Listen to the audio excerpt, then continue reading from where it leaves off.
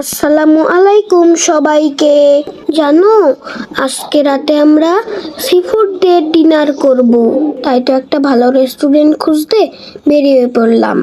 Restaurant খুঁজতে খুঁজতে আমরা রাস্তার দুই পাশে থাকা স্ট্রিট ফুডের দোকানগুলো একটু ঢু মারছিলাম।